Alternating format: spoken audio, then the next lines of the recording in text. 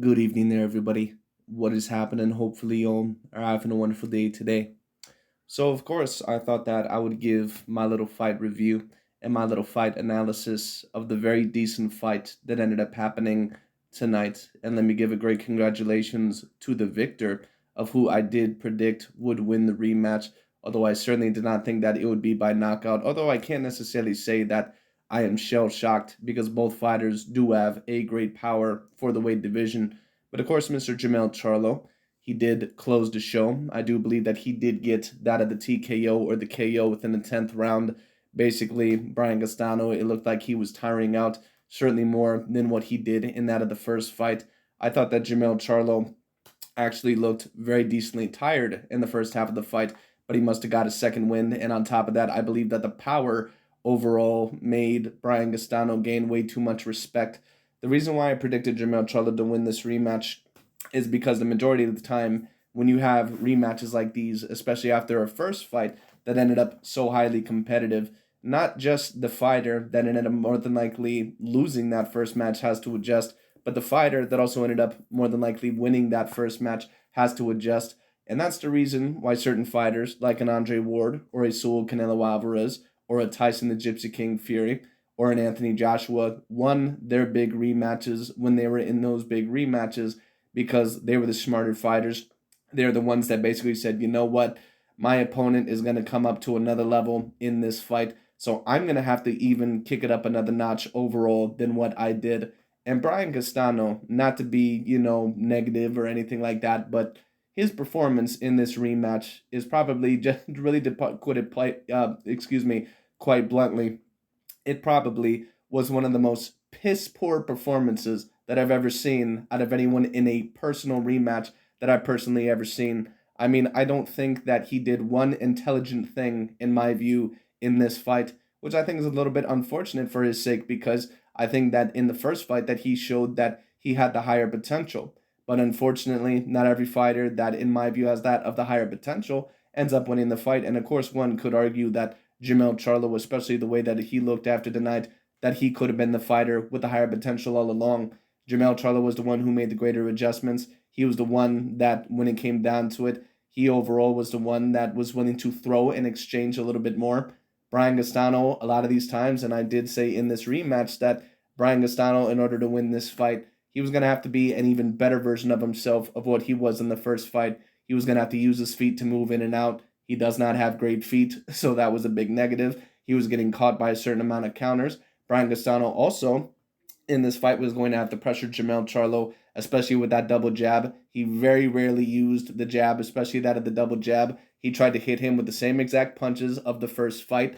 Brian Castano came in here as a lesser boxer of what he even was in the first fight, and Jermell Charlo came in here as a decently better boxer than what he was in the last fight, and that was the difference. And once again, that's why when you see certain boxers in the rematches, like that of Saul Canelo Alvarez against Gennady Triple G Golovkin, he was not only just a better fighter in that rematch, he also clearly was the smarter fighter. He adjusted, he came up with a different game plan and a multitude of different game plans. And once Canelo Alvarez backed Gennady Golovkin up, Gennady Golovkin really did not know how to deal with that in certain rounds, and that is what cost Gennady Golovkin that rematch. When Andre Ward had a rematch against Sergey Kovalev, he tightened up his defense. Overall, he shortened his punches at times, or all in all, he made himself less hittable. He was very articulate. He was very accurate. That's what ended up leading Andre Ward to the clear victory in that of the rematch. And when you talk about Tyson Fury versus Deontay Wilder, a lot of people, I remember when Tyson Fury, when overall he basically went into that rematch and he said that he was going to try to knock Deontay Wilder out and go forward. A lot of people said, well, Tyson Fury, what are you doing? Why don't you just, excuse me, why don't you just have a similar fighting style to what you did in the first fight? Because a lot of people, including myself, thought that Tyson Fury won that fight. What a lot of people don't understand in boxing is that a lot of the times the victor in the rematch will be the one who makes the better adjustments or the more adjustments, the person that'll be prepared for anything in the rematch, even if you personally think that that fighter ended up winning in the first fight. Even the fighter that you truly thought believed, if you believe that they won in the first fight, they even have to make adjustments. A lot of people, they go into the fight and they say, well, they can just go in there with the same strategy. That is not the case. And that is why Brian Castano ended up losing this fight the way that he did.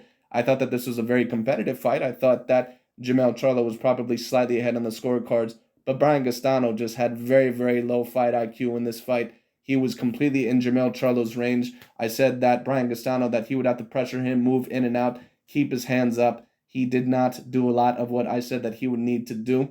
He was completely in Jermell Charlo's range all night. Jermell Charlo was clearly the taller and the lengthier fighter, and that is not an excuse. That is just saying it is what it is. A lot of the times there can be matchups where a fighter is the taller or the lengthier fighter. In order to beat that fighter, you're probably going to have to go in. You're probably going to have to try to rough him up. And Brian Castano, a lot of the times in these rounds, he was so afraid, it looked like, to go in on Jermell Charlo that he really was just not landing a whole lot. And that created a lot of opportunities for Jermell Charlo to go in there, hit him with good power punches, hit him with good body shots or good counters. I still think that Jermell Charlo showed a lot of his same vulnerabilities. I think that if he fights an A-plus fighter like that of an Errol Spence Jr. or Terrence Crawford, I think that those fighters are truly going to show what caliber that he is, because I don't believe that Jermell Charlo, in my opinion, is truly an A-plus fighter, because I don't believe that 154, in my opinion, I really don't believe that that's an A-grade division, but it just is what it is. But I do have to give congratulations to Jermell Charlo. I do now believe that he is now the 7th completely undisputed champion within boxing's history, so that is a piece of history within itself. He now debatably does deserve to be on my top 10 pound-for-pound list, now also including Shakur Stevenson and Devin Haney, more than likely, after I believe more than likely he'll beat George Kambosos. But we'll see what happens. And Dimitri Bivol, of course, who just recently defeated Canelo Alvarez. So we'll see all know what happens. But anyways, just to end it off on a note, congratulations to Mr. Jermell Charlo. Well, I'm not going to say great performance, because he still looks vulnerable with some of the same vulnerabilities that he's always had.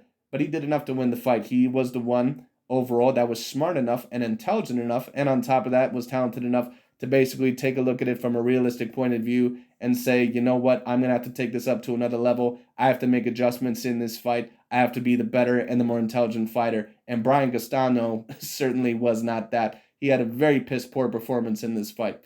But it is what it is. And to be honest with you, after the way that this fight ended, his career is probably not going to go much farther. But it is what it is. Anyways, that's really about it for today. Thanks so much for watching, and I'll talk to you all later. And we will see where Mr. Jermell Charlo goes from here.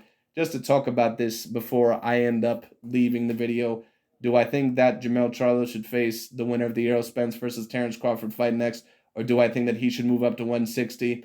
Well, that's really up to Mr. Jermell Charlo. I personally believe that I would like to see the Terrence Crawford or Errol Spence Jr. fights.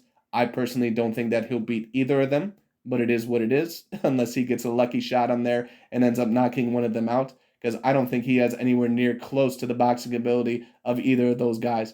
But it just is what it is. To be honest with you, I don't even think that Jermell Charlo really even has the boxing ability of the larger in size brother, Jermell Charlo. But it is what it is. And I've never really been overtly impressed with either Charlo brother, at least to the point to where I call them A-plus fighters. But it is what it is. Congratulations to Mr. Jermell Charlo. He did a very good job adjusting in this rematch. I did end up getting my prediction right, at least with who I thought the victor would be. Congratulations to Mr. Jermell Charlo. But anyways, that's really about it for today. Thanks so much for watching. I'll talk to you all later.